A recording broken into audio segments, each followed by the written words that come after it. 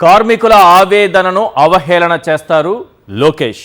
శవాల దగ్గర కూడా అబద్ధాలు చెబుతారు పవన్ కళ్యాణ్ గారు. అసలు ముఖ్యమంత్రి గారి జాడ ఎక్కడా కనిపించదు. ఒకరేమో ముఖ్యమైన మంత్రి, మరొకరేమో ఉప ముఖ్యమంత్రి, మరొకరు ముఖ్యమంత్రి. ఈ పరిణామాల నేపథ్యంలో అసలు ఈ స్టీల్ ప్లాంట్ ప్రమాదం, ఈ మృత్యు జ్వాలలు ఎగిసిపడటానికి కారణం, ఈ అంశాలన్నింటి గురించి మాట్లాడుకోవాలంటే ముందుగా ఓ ప్రశ్న మన ముందు తలెత్తుతోంది. ఒక్కసారి ఆ క్వశ్చన్ ఏంటో స్క్రీన్ పైన చూద్దాం. 8 మంది ప్రాణాలు బలిగొన్న విశాఖ స్టీల్ ప్లాంట్ ప్రమాదం ఎలా జరిగింది? ఎస్, బతుకు తెరువు కోసం చెమట చిందించిన కార్మికుల ప్రాణాలు ఉక్కు కొలిమిలో కాలి బూడిదయ్యాయి. సుమారు 1500 డిగ్రీల సెల్సియస్ ఉష్ణోగ్రతతో సలసల కాగే ఉక్కు ద్రవం మృత్యువులా వారిపై విరుచుకుపడింది. తప్పించుకునే అవకాశం లేకుండా పోయింది. 8 మందిని సజీవ దహనం చేసింది. వారి శరీరాలను నల్లటి ముద్దల్లా మార్చేసింది. విశాఖ స్టీల్ ప్లాంట్లో 2012 జూన్లో కొత్తగా ఏర్పాటు చేసిన ఆక్సిజన్ ప్లాంట్ను ప్రారంభించిన సమయంలో అవగాహన లేమి వల్ల చేసినటువంటి తప్పిదానికి 13 మంది బలైపోయారు. స్టీల్ ప్లాంట్లో అతిపెద్ద ప్రమాదం అదే. దాని తరువాత ఇప్పుడు జరిగిందే మరో పెద్ద ప్రమాదం. లిక్విడ్ స్టీల్ను తీసుకెళ్లేటటువంటి ల్యాడిళ్లు అప్పుడప్పుడు బ్యాలెన్స్ తప్పి పక్కకు ఒరుగుతుంటాయి. అప్పుడు అందులో ఉండేటటువంటి ద్రవపు ఉక్కు కొంత కింద పడుతుంది. అలాగే ఒక్కోసారి ల్యాడిల్కు రంధ్రం పడి కొంత లిక్విడ్ స్టీల్ కింద పడుతుంది. ఆ సమయంలో కార్మికులు అప్రమత్తమై దూరంగా వెళ్ళిపోతారు. ఇలాంటి ఘటనలు గతంలో చాలా జరిగినా ఎప్పుడూ ప్రాణ నష్టం సంభవించలేదు. ఈసారి అలా కాకుండా ఏకంగా ల్యాడిల్ పెద్ద ఎత్తున పేలిపోయింది. 12 అడుగుల ఎత్తు, 10 అడుగుల వ్యాసార్థం కలిగినటువంటి ల్యాడిల్లో 1500 డిగ్రీల ఉష్ణోగ్రత వద్ద మరిగించినటువంటి 150 టన్నుల ఉక్కు ద్రవం ఉంటుంది. అది పేరి 25 అడుగుల వరకు చెదిరిపడింది. అంత వేడి ద్రవం మీద పట్టడంతో సిబ్బంది మంటల్లో కాలిపోయారు. Right, next question number 2. Steel plant నిర్వహణలో నిర్లక్ష్యం ఎంత? ఇది తెలుసుకోవాల్సినటువంటి అవసరం ఉంది. ఒక 15 పాయింట్లు క్లియర్గా మనకు కనిపిస్తున్నాయి. ఏం జరిగింది అసలు స్టీల్ ప్లాంట్లో? గత కొంతకాలంగా ఏం జరుగుతోంది ఒకసారి స్క్రీన్ పైన చూద్దాం. ఎస్, కేంద్రం ఇచ్చింది 11,500 కోట్ల రూపాయల ప్యాకేజ్. ఎస్, కేంద్రం ఇచ్చినటువంటి 11,500 కోట్ల రూపాయల సాయాన్ని నిర్వహణకు, విడిభాగాల కొనుగోలుకు ఉపయోగించలేదు. అప్పులు తీర్చుకోవడానికి మాత్రమే దీన్ని వాడుకున్నారు. నిధులు లేకపోవడంతో ప్లాంట్ నిర్వహణను యాజమాన్యం పక్కన పెట్టింది. ప్లాంట్ నిర్వహణ అంటే ఎప్పటికప్పుడు సేఫ్టీ ఆడిట్ జరగాలి. సేఫ్టీకి సంబంధించినటువంటి మెజర్స్ విషయంలో జాగ్రత్తలు తీసుకోవాలి. నిజానికి ఎప్పటికప్పుడు యంత్ర పరికరాల నిర్వహణ చేపట్టాలి. Point number 4. కానీ కోకో 1 సెంటర్ ప్లాంట్, పవర్ ప్లాంట్కు మేజర్ మరమ్మతులు చేపట్టలేదు. చూడండి, ఇంత పెద్ద విశాఖ స్టీల్ ప్లాంట్లో ఏం జరుగుతోందో అర్థం చేసుకోండి. గడిచిన 30 ఏళ్లుగా కోకో 1లో అవే బ్యాటరీలను వినియోగిస్తున్నారు. రిపేర్లు చేసుకోవడం, వాటిని ఉపయోగించడం. Next point number 6. ఒకేసారి 5,000 మంది కాంట్రాక్టు కార్మికులను తొలగించడంతో నిర్వహణ మూలన పడింది. 5,000 మంది, ఒకరు ఇద్దరు కాదు సార్, 5,000 మంది కాంట్రాక్టు కార్మికులను తీసేశారు. ఒక్క కలంపోటుతో తీసిపడేశారు. మరి అక్కడ నిర్వహణ బాధ్యత ఎవరు చూసుకోవాలి? వారి స్థానంలో ఎవరు ఆ పని చేస్తారు? దాదాపు 5,000 మంది ఒక్కసారిగా నిర్వహణ బాధ్యతల నుంచి తప్పుకుంటే ఆ బాధ్యతలను నిర్వర్తించేది ఎవరు? గతంలో 15,000 మంది కాంట్రాక్ట్ కార్మికులు ఉంటే అందులో 7,500 మందిని తొలగించారు. నిష్ణాతులైన 6,000 మంది ఉద్యోగులను తీసేశారు. శాశ్వత ఉద్యోగుల సంఖ్యను 8,800కు తగ్గించారు. 18,000 నుంచి 8,000కి తీసుకొచ్చారు.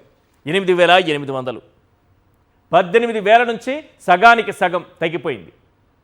నెక్స్ట్, స్వచ్ఛంద పదవీ విరమణ పేరుతో 2,000 మందిని తొలగించారు. ఎంతమంది ఉద్యోగులు వెళ్ళిపోయారో చూడండి. Next point number 11. ఇప్పటికే 5,000 మందికి పైగా పదవీ విరమణ చేశారు.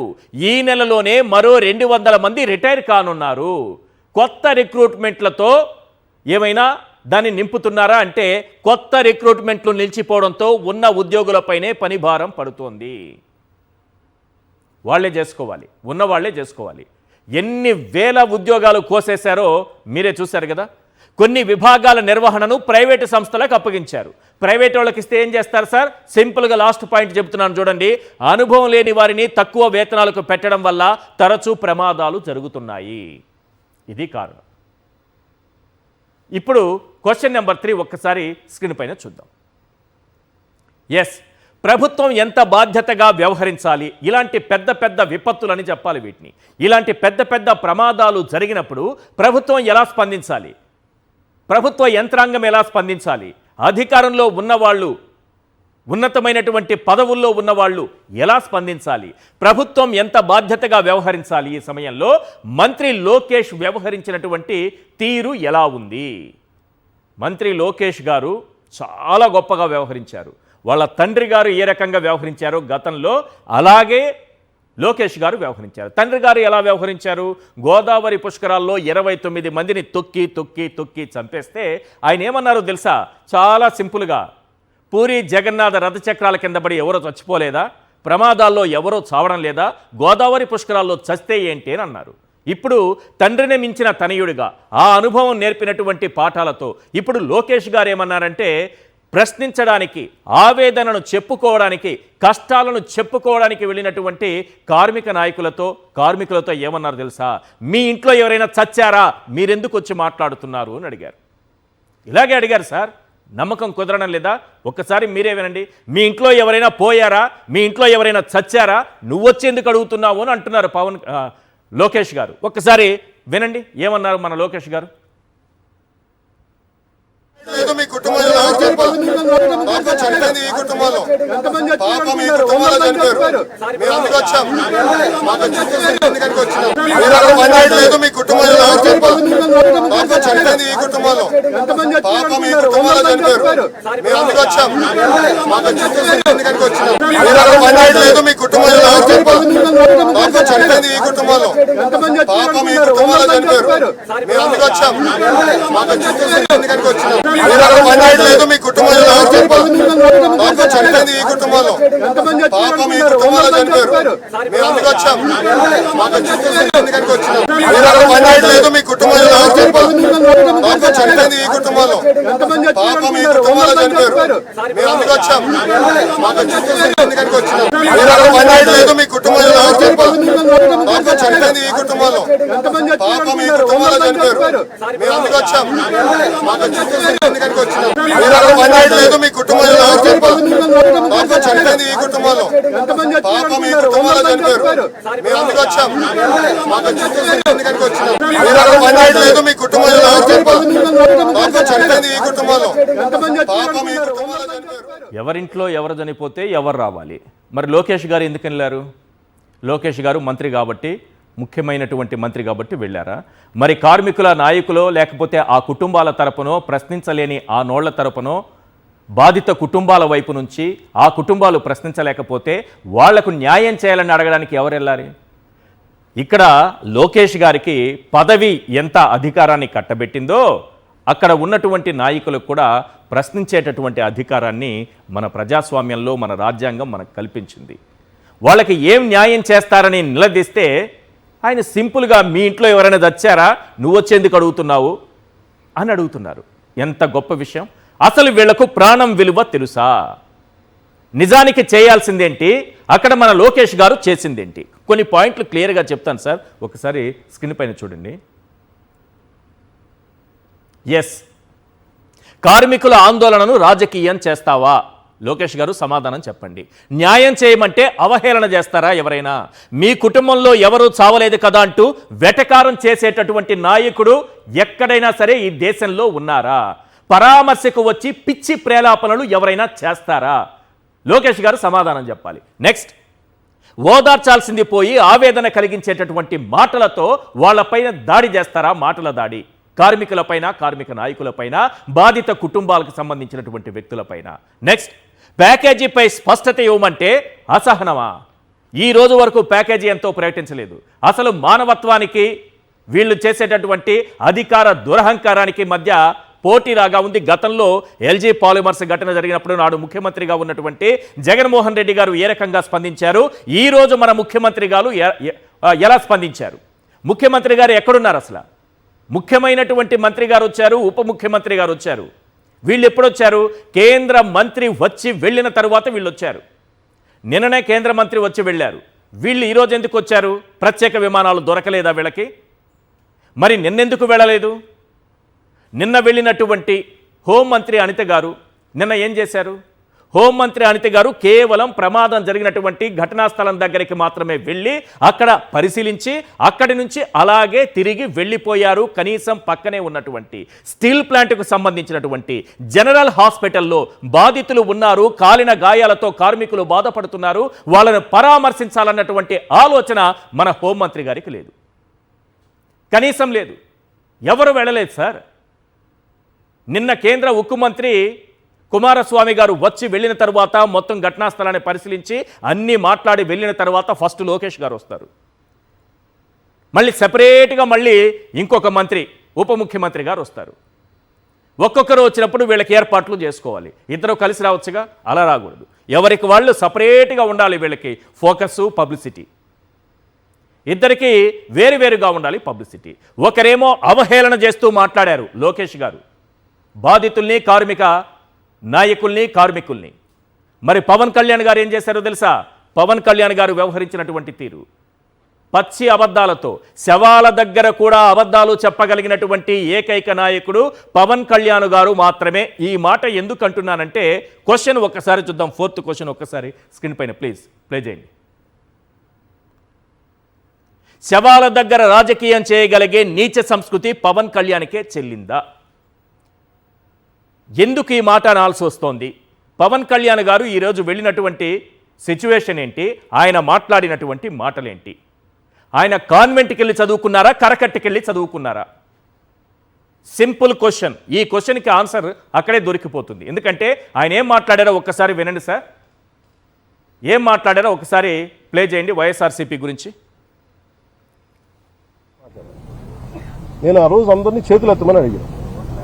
ఒక్కరు చేతులు ఎత్తాను. ఆ రోజు ఢిల్లీ తీసుకెళ్తాం రండి క్యాప్టివ్ మైన్స్ గురించి అంటే అందరూ కన్వీనియంట్గా ఆ రోజు ఒక్కరు చేతులు ఎత్తాను. అంటే మీరు ఇండివిజువల్ పార్టీ పాలిటిక్స్ మీరు కలెక్టివ్గా స్టీల్ ప్లాంట్ మాది అనుకున్నారు, irrespective of party verticals or wing verticals పక్కన పెడితే, మీరు స్టీల్ ప్లాంట్ కార్మికులు బాగు కోరుకోవాలి, ఇది బాగుండాలి, ఇది విశాఖ ఉక్కు, ఇది ఆంధ్రుల హక్కు అనే మీరు పదాన్ని నిజంగా మీరు ముందుకు తీసుకెళ్లాలి స్ఫూర్తినంటే, నేను ఆ రోజున ఇదే దాంట్లో గత వైసీపీ ప్రభుత్వం ఇది అమ్మేస్తానంటే మేము వచ్చి కూర్చొని కొట్లాడాను. అదే దాన్నే నివేదిక రూపంలో నేను మన హోంమంత్రి గారికి తెలియజేశాను. నేను ఎంటైర్ యూనియన్స్తో మాట్లాడాను. నేను ఆ రోజు అందరినీ చేతులు ఎత్తమని అడిగాను. ఒక్కరు చేతులు ఎత్తాను. ఆ రోజు ఢిల్లీ తీసుకెళ్తాం రండి క్యాప్టివ్ మైన్స్ గురించి అంటే అందరూ కన్వీనియంట్గా ఆ రోజు ఒక్కరు చేతులు ఎత్తాను. అంటే మీరు ఇండివిజువల్ పార్టీ పాలిటిక్స్ మీరు కలెక్టివ్గా స్టీల్ ప్లాంట్ మాది అనుకున్నారు, irrespective of party verticals or wing verticals పక్కన పెడితే, మీరు స్టీల్ ప్లాంట్ కార్మికులు బాగు కోరుకోవాలి, ఇది బాగుండాలి, ఇది విశాఖ ఉక్కు, ఇది ఆంధ్రుల హక్కు అనే మీరు పదాన్ని నిజంగా మీరు ముందుకు తీసుకెళ్లాలి స్ఫూర్తినంటే, నేను ఆ రోజున ఇదే దాంట్లో గత వైసీపీ ప్రభుత్వం ఇది అమ్మేస్తానంటే మేము వచ్చి కూర్చొని కొట్లాడాను. అదే దాన్నే నివేదిక రూపంలో నేను మన హోంమంత్రి గారికి తెలియజేశాను. వైఎస్ఆర్సీపీ ప్రభుత్వం అమ్మేస్తానంటే పవన్ కళ్యాణ్ గారు పోరాటం చేశారట. ఏది గన్ను తన కుటుంబ కలహాలతో గన్నిచ్చేసి వైఎస్ రాజశేఖర రెడ్డి గారి మీద చెప్పారే, ఆ రకంగానే ఉంది ఇది కూడా.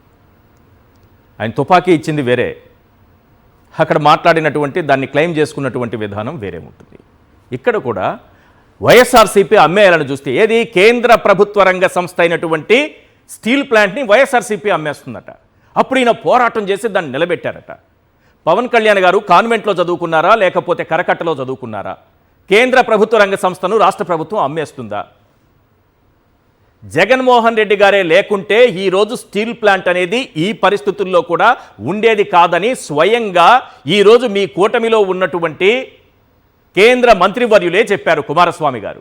ఆ రోజు 2021న మేము 100కు 100% డిజిన్వెస్ట్మెంట్ చేయాలని దీపం పథకం కింద నిర్ణయం తీసుకుంటే, ఆనాటి ప్రభుత్వం 2021 మేలో ఒక నిర్ణయం తీసుకుంది. ఒక తీర్మానం రెజల్యూషన్ని అసెంబ్లీలో పాస్ చేసి పంపించింది. ఈ రోజు ఇలా బ్రతికి ఉందంటే ఆ రోజు అప్పుడున్నటువంటి గవర్నమెంట్ వైఎస్ఆర్సీపీనే కారణమన్నారు. వైఎస్ఆర్సీపీ అమ్మేయాలని చూసిందట, ఈయన అర్ధరాత్రిలో వెళ్ళి పోరాటం చేసి ఆపేశారట. మాకైతే కనపడలేదు, పగలైతే కనపడలేదు, మెలకుగానే ఉన్నాం, సూర్యుడు ఉన్నంత వరకు అందరూ మేలుకొనే ఉన్నారు. అప్పుడైతే ఈయన పోరాటం చేసినట్టు ఎక్కడా కనబడలేదు. మరి ఎప్పుడు వెళ్ళి పోరాటం చేశారు, ఎప్పుడు వైఎస్ఆర్సీపీ అమ్మేయాలనుకుందంటే మనకు తెలియని విషయం. అర్ధరాత్రిలో ఏమన్నా వెళ్ళి ఈయన పోరాటం చేశారేమో మనకైతే తెలియదు. ఒక చిన్న బ్రేక్ తీసుకుందాం. బ్రేక్ తర్వాత అసలు వీళ్లకు బాధ్యత ఉందా, ఇంత పెద్ద ప్రమాదం జరిగిన తరువాత ప్రభుత్వం వ్యవహరించాల్సినటువంటి తీరు ఇదేనా అన్న అంశం పైన చర్చిద్దాం.